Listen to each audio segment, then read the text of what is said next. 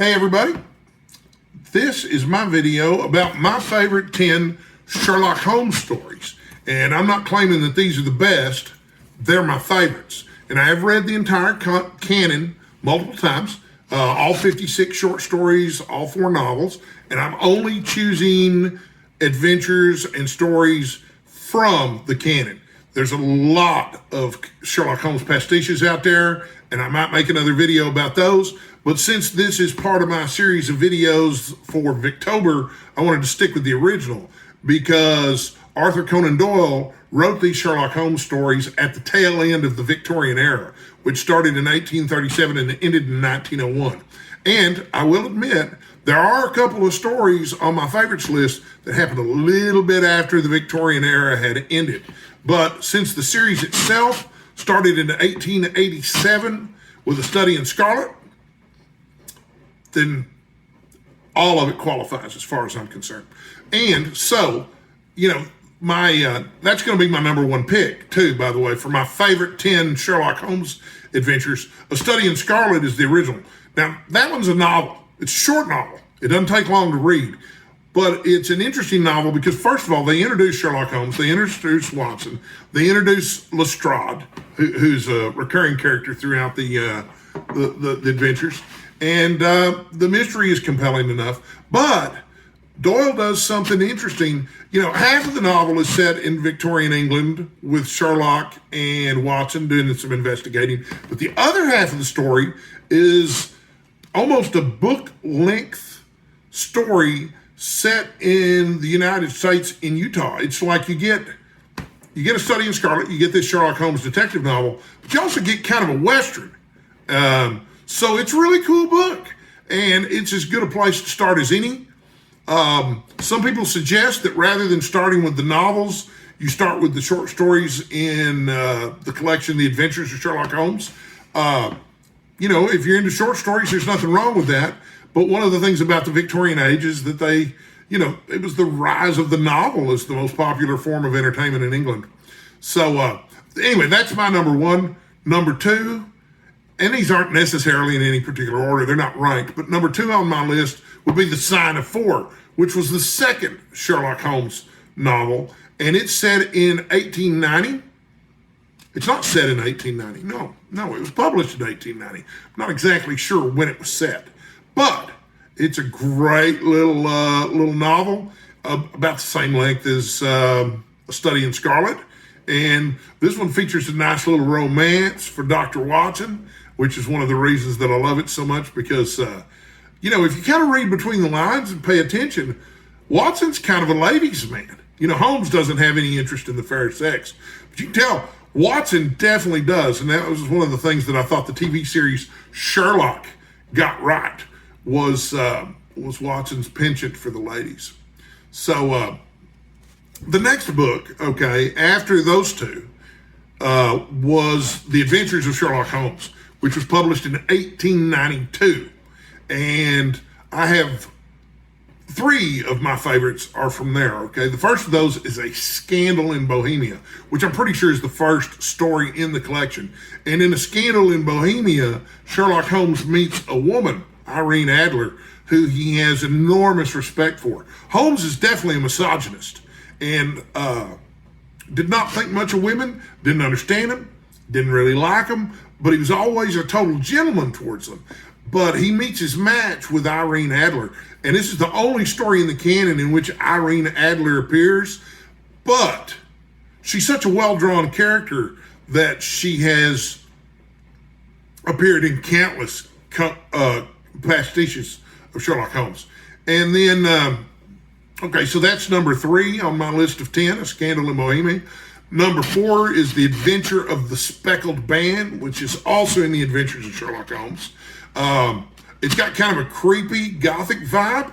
I'm not going to do anything to spoil the story at all, but it's absolutely terrific, and I don't know how you can put together a list of top 10 Sherlock Holmes stories without including The Speckled Band.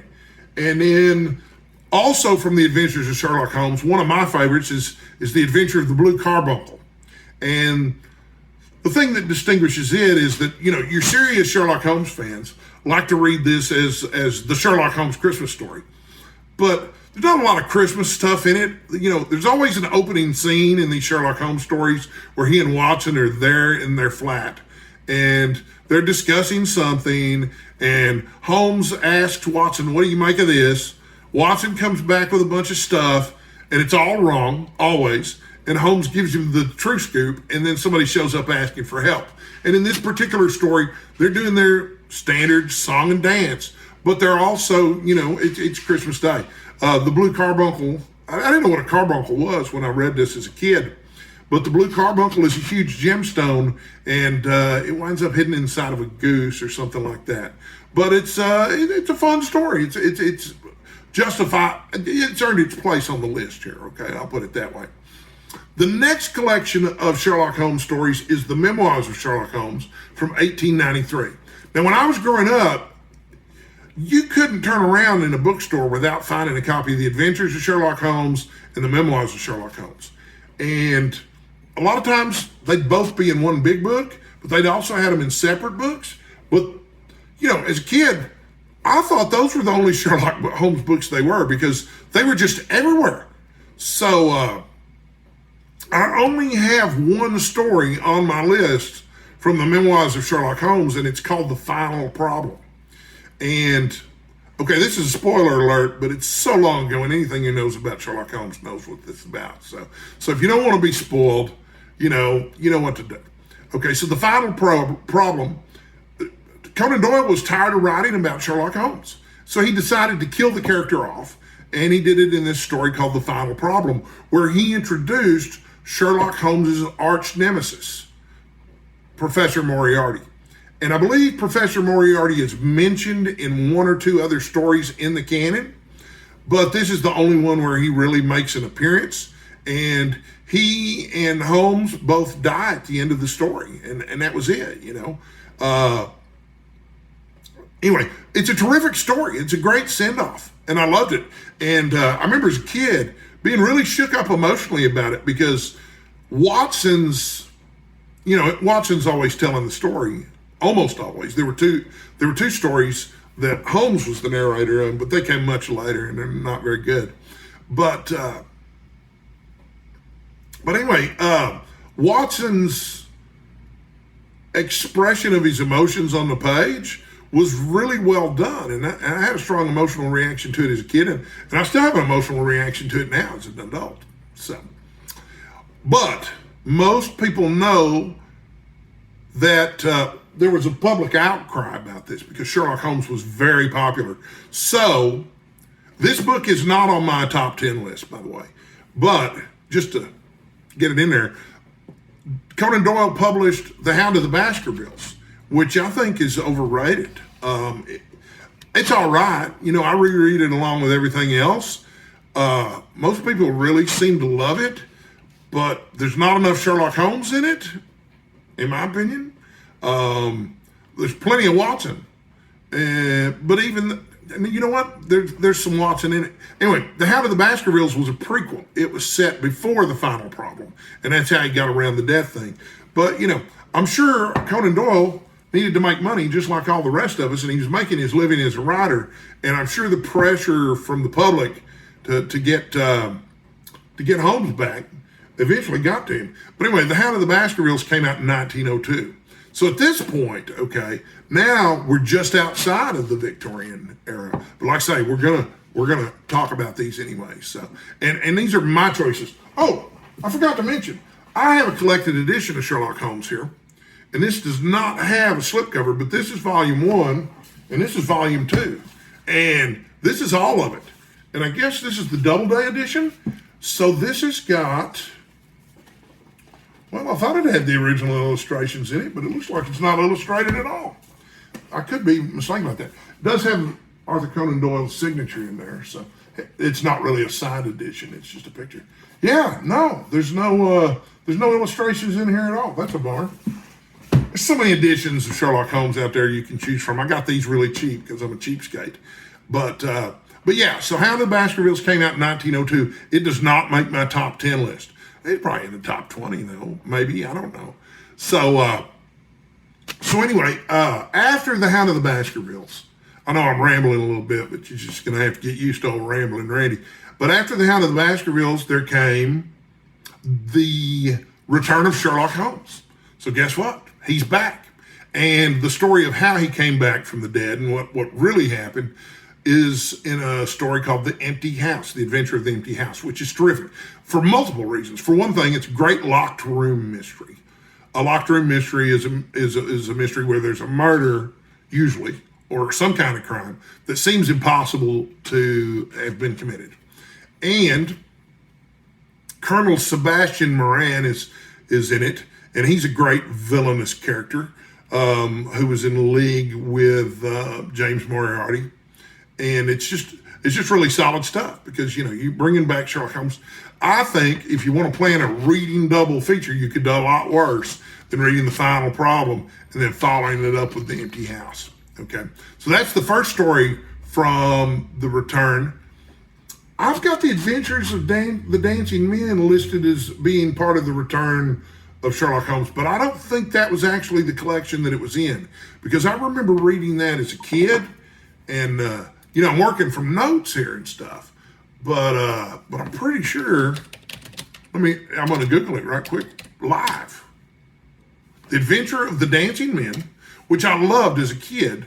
And let's see here, which collection was it in? Now it says right here, Return of Sherlock Holmes.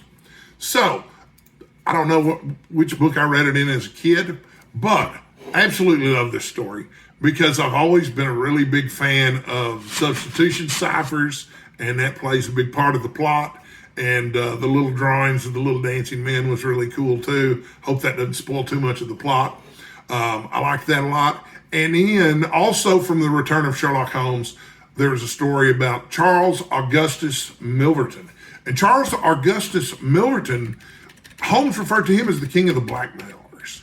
And I like characters, okay? So one of the reasons that some of these stories make it onto my list of best Sherlock Holmes stories or favorite Sherlock Holmes stories, whatever you want to call it, is that I really enjoy the characters. And Charles Augustus Milverton is a great villain. He's just sleazy and awful, and he offends Holmes way more than any of the murderers that Holmes has helped apprehend. And I think at this point in his career, he says he's apprehended over 50 murderers and stuff. But he has no use for Charles Augustus Milverton. And Charles Augustus Milverton, the character, was based on a real person, Charles Augustus Howell.